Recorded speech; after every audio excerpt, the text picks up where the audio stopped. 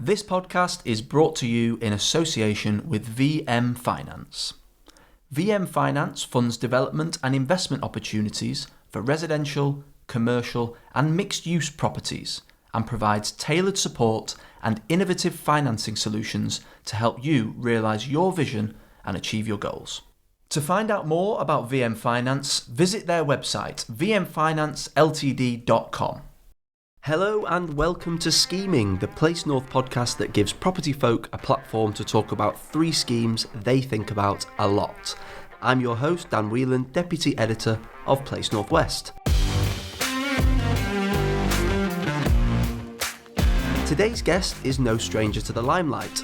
In 2020, he featured heavily in a BBC documentary series about Manchester's property boom, and more recently, he's appeared on Channel 4's Big Interiors Battle. When he's not on the television, he's delivering regeneration projects across the country from Stockport to Stoke and a lot of places in between. Joining me today to talk about three schemes he thinks about a lot is Tim Heatley, co-founder of Capital&Centric. Tim, welcome to the pod. Thank you. I mentioned Manctopia there. Yeah. That aired not long after I started at Place North West, and I was an avid viewer. How do you reflect on that now, sort of 4 years on from when it aired? I didn't realise that's when you started, Dan, because you are the younger, better-looking version, a doppelganger of me, aren't you? Everyone says this. Yeah, everyone says this. So it means that I don't need to attend any events since Manctopia because you attend on my behalf. So it's very good of you. So what was the question? Sorry, I've missed. How do you reflect on that, your sort of TV debut? Well, I remember at the time there was. It aired wasn't it just after COVID had kicked in? So I think Yes. we were all either in lockdown or coming out of lockdown. So it was a weird experience, and I mean I certainly look back on it in a positive light. I think that I realise now that it could have been a very different outcome because we were very much open book about what we did and what we were doing. And if the BBC wanted to do a hatchet job, they could have done. They could absolutely have stitched me up and buried my career.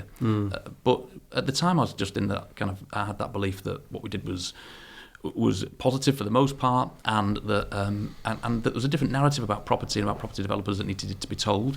And I was persuaded of that by Nick, the producer and director, who said, look, documentaries aren't to teach people something that they already know. We have to tell people a story about something that they think they know about but don't know about at all. And that's, I think, why they end up following me around quite closely, because property developers have a bad reputation for doing bad things to green fields, and we don't. So I feel I'm glad. It's a privilege to have somebody document your life for a couple of years.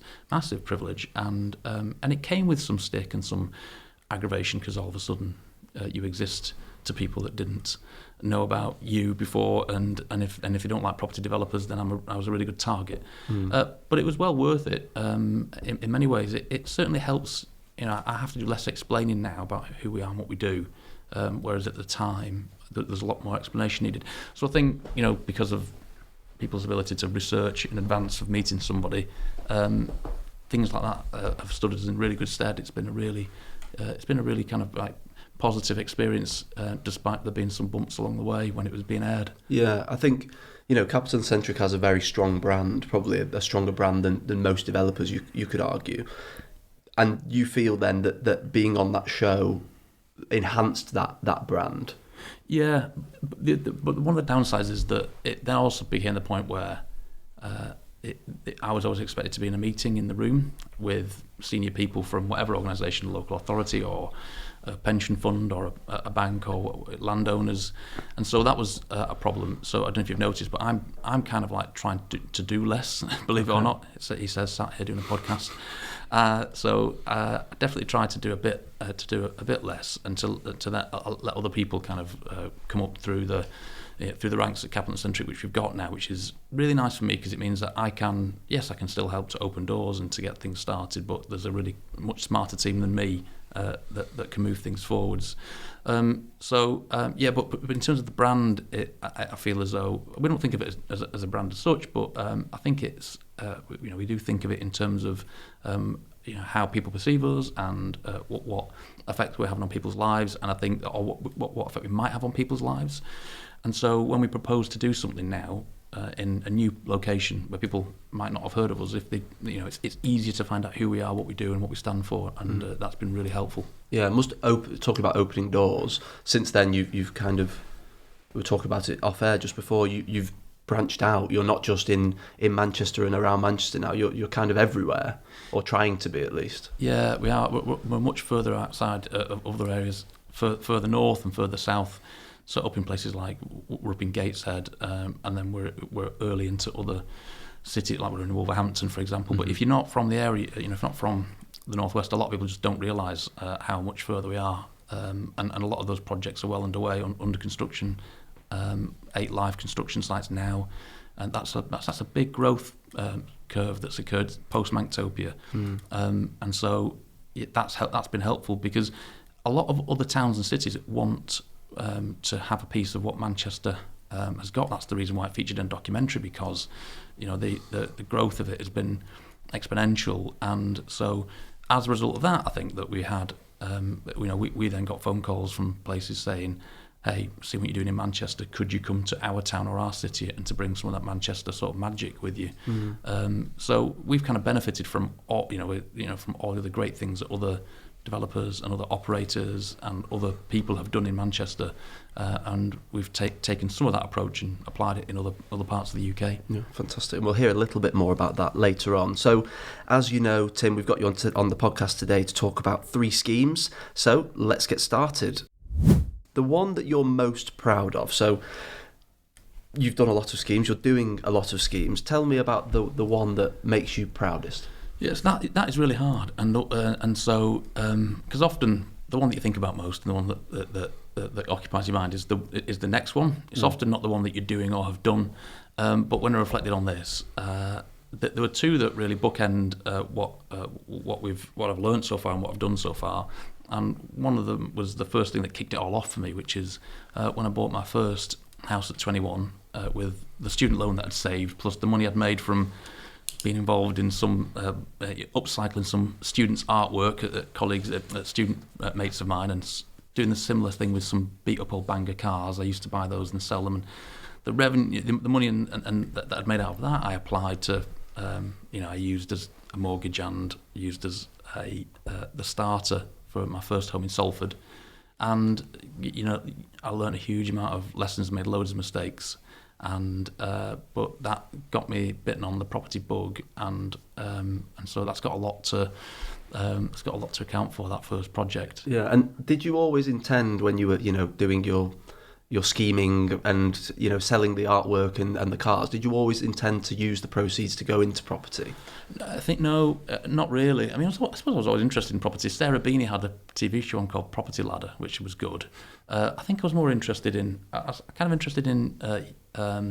in people, seeing things that were an opportunity that other people kind of overlooked, or things that were unloved. Okay. Which is why I was involved with beat up old cars or discarded student artwork, and to me it was kind of like, well, it's a kind of a bigger project, and therefore there's potentially more money to be made, and that's a stepping stone to the next thing. So I'd studied to be a lawyer, and I'd been a terrible lawyer, and so I was probably looking for a way out of being a lawyer as well, and I thought, well, if I can do this house up, and I've seen them do it on the TV, it looks very simple, then that's a great way out of law. And so but there's no grand plan, and it was very much much like now, make it up as you go along and hope nobody notices, and see how far you get. So tell me about the house that you bought then. Where was it? What kind of state was it in, and what did you do?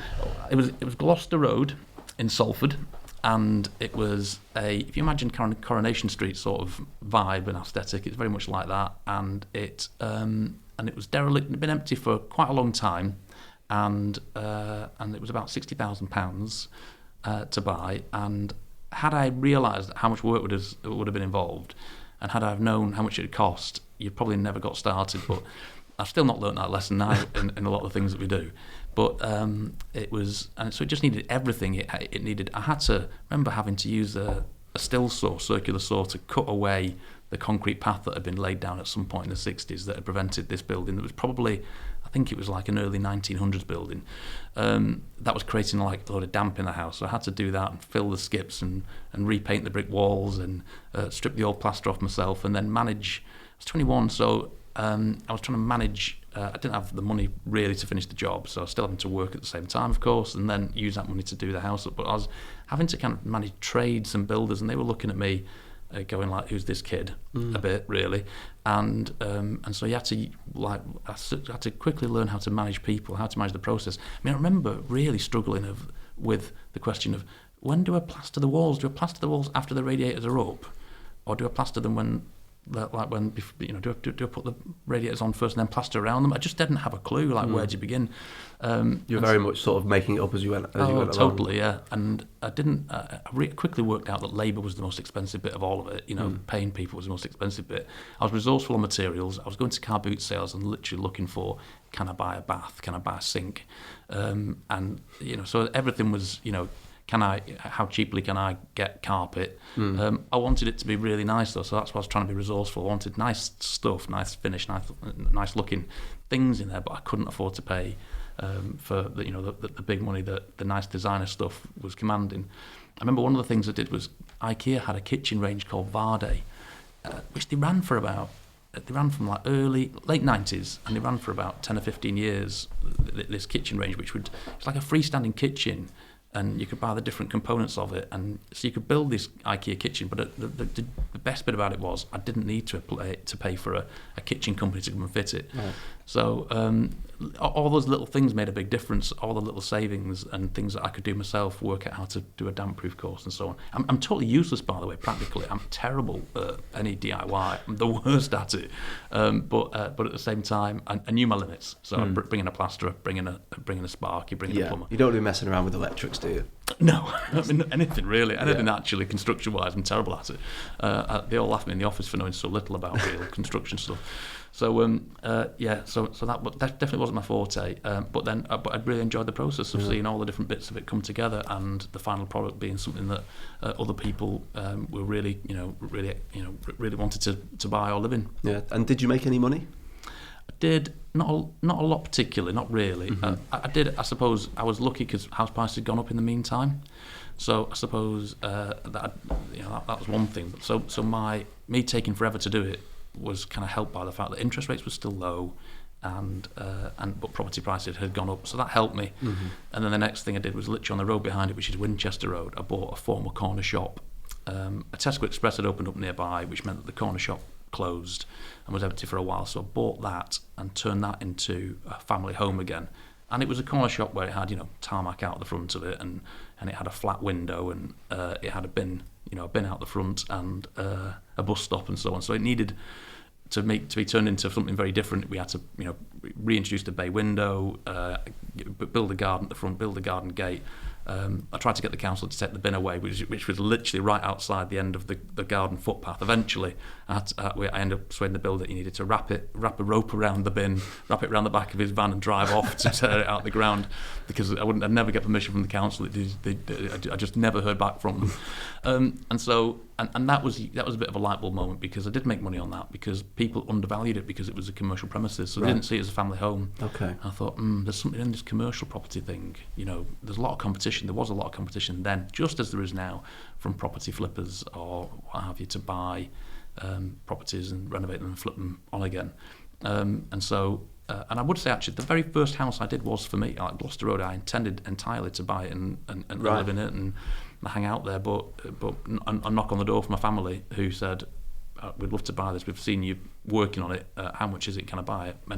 Made me think, crikey, I could buy literally the road behind it. I can buy that corner shop and go again, and and make less mistakes.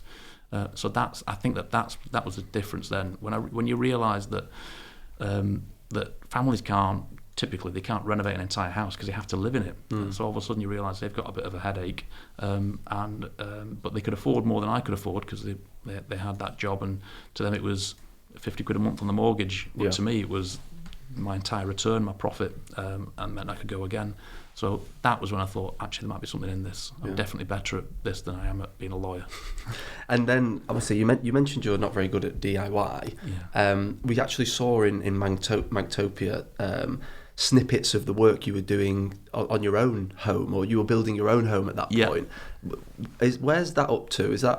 Are we finished? Finished. Yeah. It was on time, on budget, broadly speaking. Well, you must be proud of that as well. Yeah, and I think, it's not in the public domain, that, so I allowed the camera crew to film it up to a point, but then after a bit I thought, it's family, so I thought I'd keep that.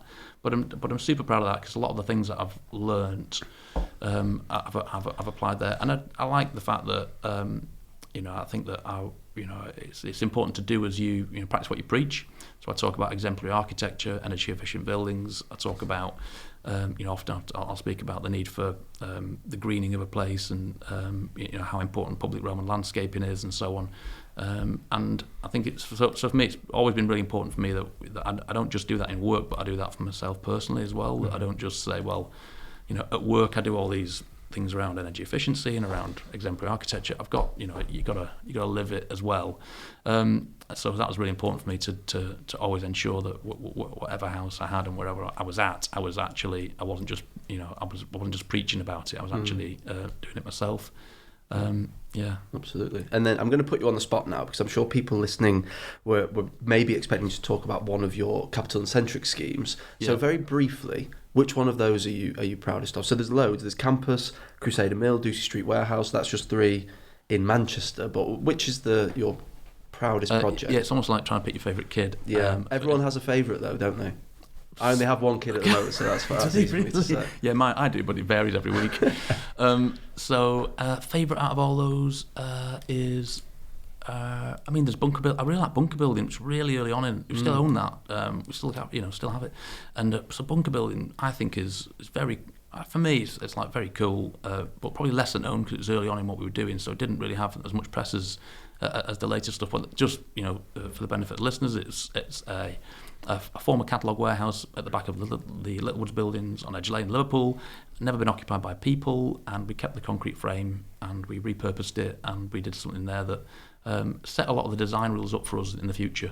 And that's my first work with Shed KM, great architects, and we've done a lot with them subsequently. So probably, but I'd say, but actually, Crusader Mill probably, in terms of the pride in that. And the hard work, blood, sweat and tears went into that. The journey, because that really was a journey, wasn't it? It has been a journey. It's been emotional, as you say, and to do, it's one thing to have a bad day in the office, but to have a bad day in the office in front of 1 million people, which is what Crusader was, when things were going wrong and it was costing us more money. That's a whole new level of pressure. Yeah. And so it feels like we've only now just kind of like got it where we want it to be. Believe it or not, we're still. Because we've just moved into the new warehouse that we bought next door to it as our own headquarters.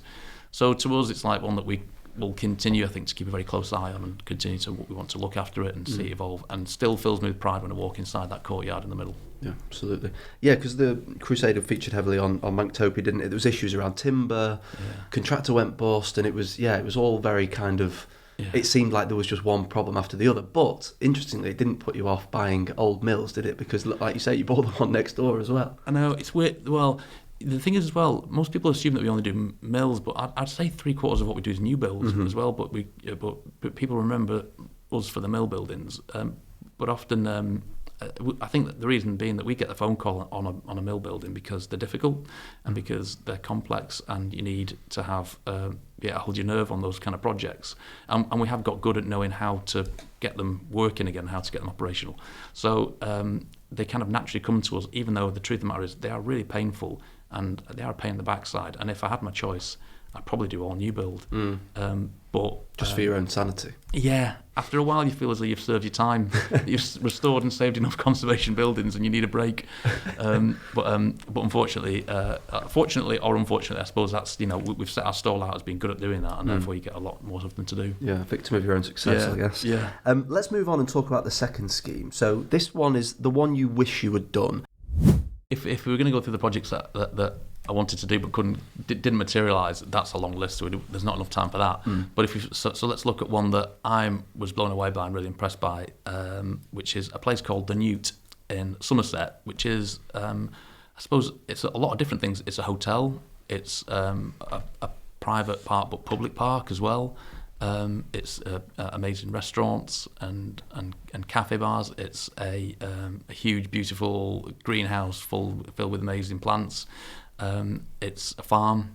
It's a whole host of different things. And I think, and this is off the top of my head, I think it's owned. It definitely is owned by I think it's a South African billionaire who made his money in contemporary media or something like that. It might have been cable TV or something like that. But you can tell that he's done this without any regard for the cost or the profit or the lack thereof. Okay. The quality of what he's done is incredible. It's insane. And what's really nice is that they do all sorts of great activity. I don't want this to be an advert for the place. I'm just looking at it now as you're speaking. Yeah, a cider orchard. Sounds nice. All the different. It's got so many different elements to it. In terms of they grow and make their own cider. I think they're planting vineyards at the minute, and they rear their own cattle, and they do a lot with. They make it accessible to the public as well, so you can go in, and if you live within a certain radius, you can use access a lot of the facilities for free. But there's lots of schools there, and they have, they do these beekeeping classes, and it's got some beautiful contemporary architecture. It's a big converted old stately home as well, and it's partly built, I believe, on a former Roman settlement. So they've rebuilt this Roman settlement. Wow. I mean, it's like a movie set. The Roman sounds settlement. like a planning nightmare. Oh yeah, trying to build on a Roman settlement. Yeah, they've entirely recreated it using the traditional methods of construction. It's just wild, really. And they built a big museum and so on. So it's not cheap to stay at.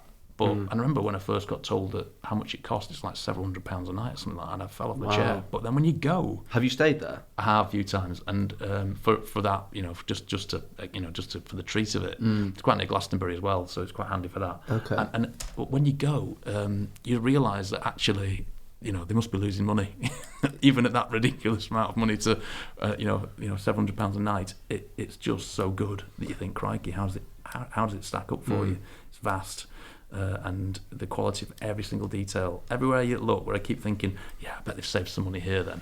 And you have a look and you go, no, they've done it properly. It's incredible. So it sounds like a little bit like jealousy, that this person clearly has a bottomless pit Massive. of cash, and he's been able to, money's no object, do what you like. That would be nice, wouldn't it? Yeah, because I love that. I think I love hospitality. I'm interested in hospitality, and I love that. I really like how it's exclusive but also socially inclusive. The way that it's got that balance really right.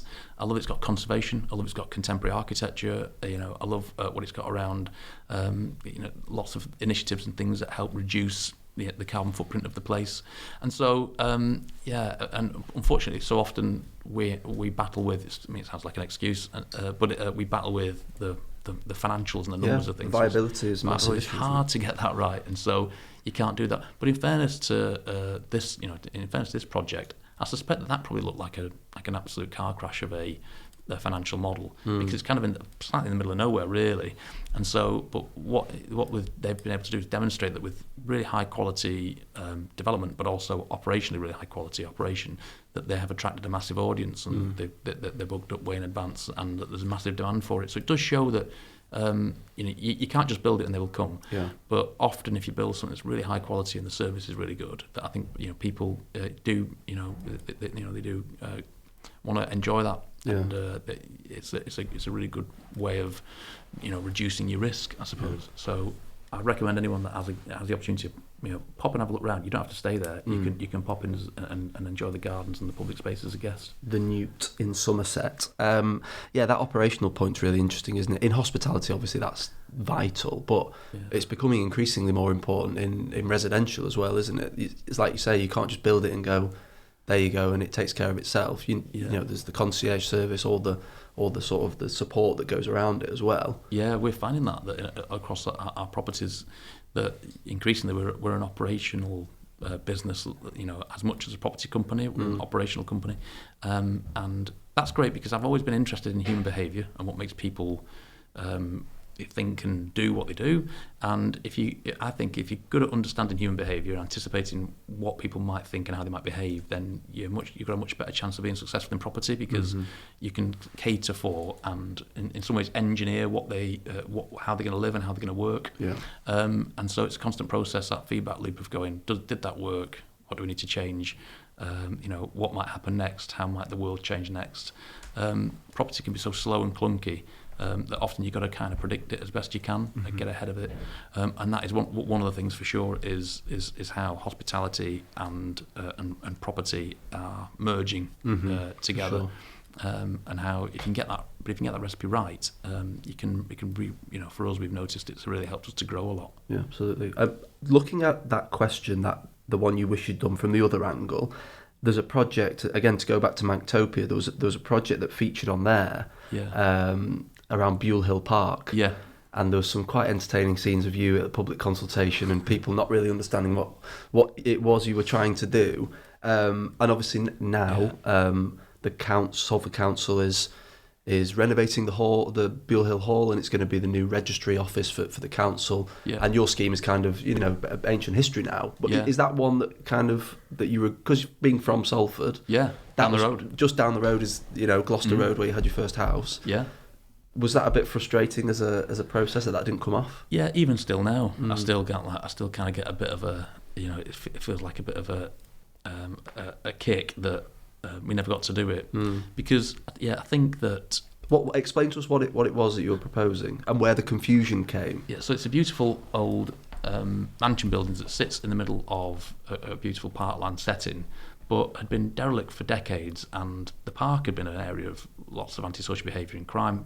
Although what's around it, the houses around it are nice, but there have been, I think there have been, sexual assaults, and there've been guns found, and there's been stabbings, and so on. So, without being sensations about it, it needed sorting out, and so it started to almost feel like a no-go area. And so they had what piqued my interest is that Salford Council said we're going to sell it, and I thought that was a bad move. I was like, don't sell it because you've no control. But I'll tell you what we'll do is we'll repurpose the mansion buildings. And it can have civic functions, weddings. It can have a cafe and bar on the ground floor, workspace above, and there's it's where we could locate a couple of charities that were interested, included Salford Red Devils, and then next to it was a surface car park and some other later additions to the buildings that were seen to be less desirable and therefore could be repurposed or demolished. And we said, well, we'll build some very contemporary homes in there. And in my mind, when I say contemporary homes, I'm thinking mini grand designs. Lots of beautiful architecture. But of course, when the public here were going to build some homes in the park, and that was how it was reported in the press. Understandably, you might think Bellway, Barrett, Persimmon, Red Rose style houses, which noddy boxes, I think you referred to them as. Yeah, I might have to work with some of these developers in the future. I have to be careful what I say about these house builders, but some noddy boxes perhaps, which would be awful next to a beautiful old mansion building in the park as well. So people just imagine, tear up the grass, and start. Let's put a big black strip of tarmac through it and build some wavy cul-de-sacs, and so. Straight away then I lost it, game over, because once the press have reported that, there was a Facebook group set up and with a petition against it, and some of them were my family and friends signing that. They didn't realise it was me was signing this petition. I thought, there you go, game over. And I felt disappointed for Salford, because anybody that I had a conversation with said, I get it, that would be great. So the frustration was that that was several years ago now, really. It was I would have been 40 and 44 now, so it was at least 4 years ago that those conversations had started. Actually, before that, when I was in my late 30s. So I feel as though it could have been finished and done now, and adding back to and I said, look, what we wanted to do was use the revenue from the homes that we created, which could either be affordable or not, depending upon what the city council wanted, and take that revenue and then apply that. So it was a non-profit endeavour to apply that revenue back to the mansion to restore the mansion. But that just didn't cut through. So it's very difficult to communicate that to anyone. So, but the most important thing is that it gets done. Yeah, and it is being done now, which is really which is great news. Whereas a year ago I was gutted because it was still sat there empty, and I thought, will it ever happen? So it's great that it is happening. So all credit to Paul Dennett, the mayor there, for getting it underway. Let's move on to the third scheme now that we're going to talk about today. The dream scheme. So this allows you to sort of use your imagination, let your imagination run wild. So it's one scheme that you would love to do that has not yet been done. So you may want to reimagine Piccadilly Gardens, for example. We've been hearing about that for years. It's not yet happened. It is going to happen, we're told. Yeah. Or you might want to convert St Paul's Cathedral in London into apartments or something like that. Literally whatever you want. What's the dream scheme? Well, I think I'll leave Piccadilly Gardens to somebody else. Perhaps good luck with that. For me, I spent so much time working with buildings and places that are derelict and that are in need of regeneration, and trying to, if you like, unpick, problems created perhaps by somebody else or some other people. That I've often would think, well, what would happen if I was able to do something completely from scratch, a whole new place? What makes an area popular? So why are some towns really successful versus other places that seem to be in constant need of regeneration, renewal, and support? Is it possible to create a new place that has that is successful in the long term, but that goes beyond demographic? So is it possible to be able to create to create a new town entirely? And what would be in that town? And so start from scratch. Completely. And what do you put in? Do you put in a church? Do you put in a city town farm? Does it need a bowling green or not? Does it need a local pub? Is it trafficked or not? Is it pedestrianised or not? Is it straight? Does it bend? How would the town look and how would the houses look? And that, I think, is for me, has always been something that I've often had that conundrum in my mind. Like, what would you do, and how could you get it to work? If you had a completely blank canvas, it's interesting. And could you get it to be socially inclusive? Could you get it whereby you might have the broad combination of people to live there to make it feel interesting and vibrant, and so can you have affordable housing, but can you also have premium high-end housing where somebody might pay a few £1 million to live in a house, but somebody might have to live on affordable rent as well in the same location. So that's fascinated me, and it looks like we've got the opportunity to do that in Northstowe, which is the proposed new town in Cambridge. Yeah. So tell us a bit about that. About 2,000 homes. Phase 1 would be 2,000 homes. So Homes England are the master planner. It's a former airfield outside of Cambridge, and what's happened is they've gone and done a lot of the infrastructure that was needed to get the site rolling, if you like, and so you've got cleared potential plots of land. House builders have gone and started to build some homes on there, but house builders, of course, are really good at building houses, but not much else. The great houses, but beyond houses, they start to struggle a little bit. They don't create sort of communities as such. No, and so because often they're building in locations that already has a town and a centre or a village or whatever it might be. And obviously we come in from the opposite way, which is we are always, looking at reinvigorating those towns or those centres. But we've often wanted to build suburban homes and haven't had the chance in the past. So we were approached by Homes England and started to talk about the opportunity and possibility of perhaps creating a real new town centre that could accommodate up to 10,000 homes. And so we've agreed to start on an initial phase, which is 2,000 homes and a new town centre. So does it have a library? Those are the questions we're asking ourselves. What level of civic functions are we having in the centre of it? Is it a weavy town centre? Is there traffic in there or not? And all of a sudden, once you get beyond the excitement of like the blank canvas, you kind of get the fear of there's no excuse if we get it wrong. Because it's a blank canvas. So so you sat there going, hang on, in a blink of an eye, I was sat on a upturned timber crate in Gloucester Road, trying to work out how I'd pay for the plasterer. But now there's a whole new town to go at, and the first phase is 2,000 houses. So it's quite daunting. Yeah, massively, but very exciting because. Yeah, to me, I'll often sit in a space on a park bench or a cafe or whatever, watch people go by and try and think what's making them, why they're going there, how have they got there, why are people parking here, why are people driving on there, all that stuff I find really interesting. What makes that shop work? What makes that cafe work? What when that one can close down? Because it's more than often it's often more than just the actual cafe itself or whatever the shop is. It's often around the bespoke, the specifics around the operation, the location, how you empty the bins, how they restock it. If that's not right, then often the businesses will fail if they have a high turnover, for example, of stock. So there's so much to think about, and it has a ripple effect on each other. So it's a real curation exercise, and it's really interesting because you spend much more time looking at details and analysing all different places. And Manchester's got a real broad spectrum. For example, in Greater Manchester, you've got a really broad spectrum of different towns.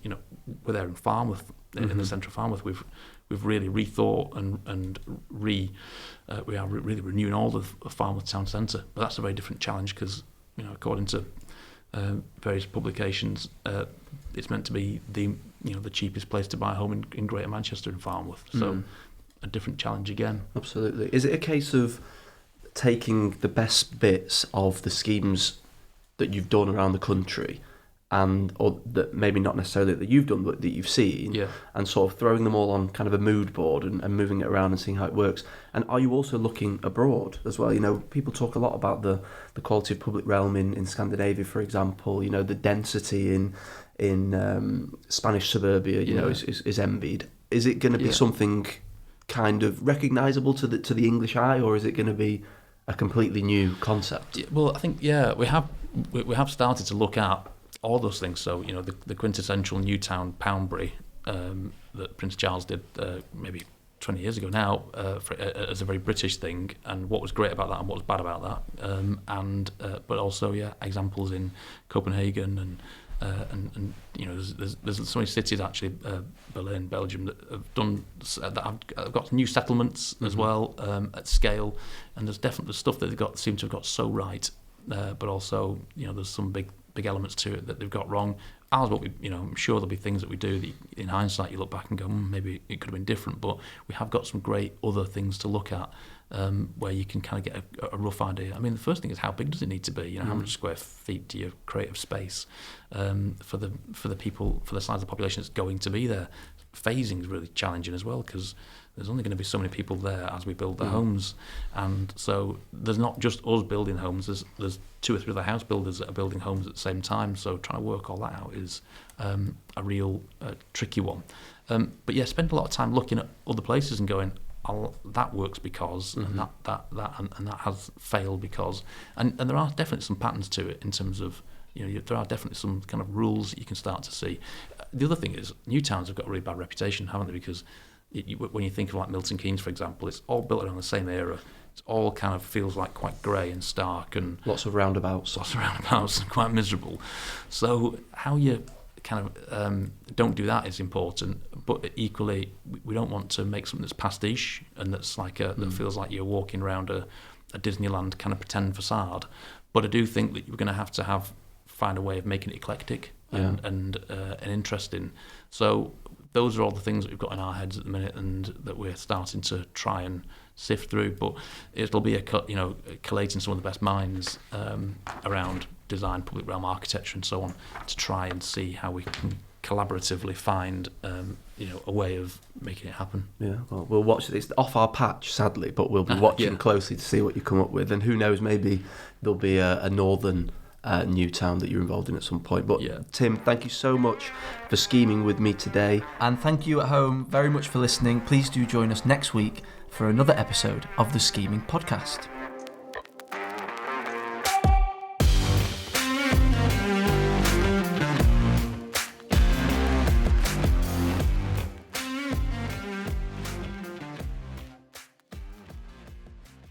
This podcast is brought to you in association with VM Finance.